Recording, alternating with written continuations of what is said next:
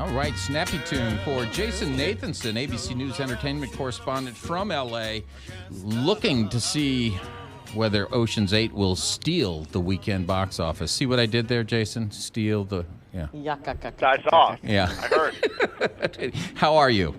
I'm good. Yeah, and it will steal the box office. Number one, for sure, Ocean's 8 probably going to earn somewhere between $35 and $45 million. And kind of as a litmus test, we're looking at, for the first Ocean's 11 movie, which this is a spinoff of, that earned $38 million when it debuted. So if this does $35 to $45 million, that's right in there and right in the sweet spot where I think they're hoping for. And you have a fantastic cast of characters here, including Sandra Bullock, who leads the cast, Kate Blanchett, Anne Hathaway, Mindy Kaling, Rihanna, Helena Bonham Carter, and more. In a movie that's getting okay reviews, and I got to say, I saw it in a theater that wasn't that packed, and didn't really seem to be a whole lot of laughs or interest. People just didn't seem to care all that much. They laughed maybe one time, and that was at a throwaway line by James Corden. So it's stylish, and all the actors and actresses, I mean, they're all fantastic. Just the problem is the script doesn't give them a whole lot to do, and it's very predictable. This is the kind of movie where you're going to see it, and then you're going to forget about it like 5 minutes later. Yeah, unfortunately, when you try to jam that many actors, Ocean's 8 or Ocean's 11, it's hard in a 90-minute or 120-minute to develop any of those characters to the point where you start to really care about them. Yeah, it is, but the problem more than anything here is the script goes for stylish over substance, and it just never really gets there. I mean, everybody's trying their hardest, and they're doing a very good job, but they just unfortunately don't have a lot to do. The lines just they don't land. There's a lot of places where you can tell they either hold for laughs or like some kind of like cool moment, and it just doesn't come out that way. And I'm not one of those kinds of people who watch something and go, oh, this is what's going to happen, and that's going to... I'm usually surprised by a lot of stuff. This one is, I mean, it's predictable from moment one, and they spoon-feed you everything. Mm-hmm. So there's no...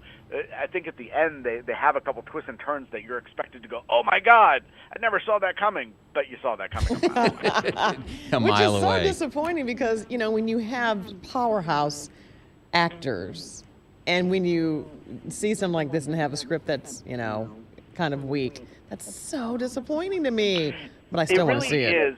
It really is. Also, because I just hope this doesn't fall into the Ghostbusters camp, where a lot of people were like, well, why are they remaking Ghostbusters with women? I hope women don't get tagged with something on this for it not being good, because it has nothing to do with the women that are in it. And, you know, remaking movies with women at the focus, I'm all for that. That's great, you know, and I think it's a cool, different spin on it, especially, you know, considering the first movie was all dudes and some high-profile guys at that. So it has nothing to do with the women here, and I think entirely everything to do with the script. Let me ask you this, Jason Nathanson.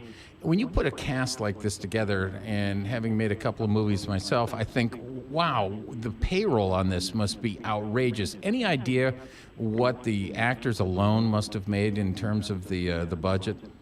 You know, I don't know exactly what they made. I think they kept it down a little bit because I knew they wouldn't be able to make it if everybody got their full quote. I mean, if Sandra Bullock got her full quote alone, that might have busted the budget. So right. I think they kept it down a little bit so they were able to make this, because I think they all wanted to make something like this and show, you know, that the women can play just as well as the men and be as stylish and sexy and fun.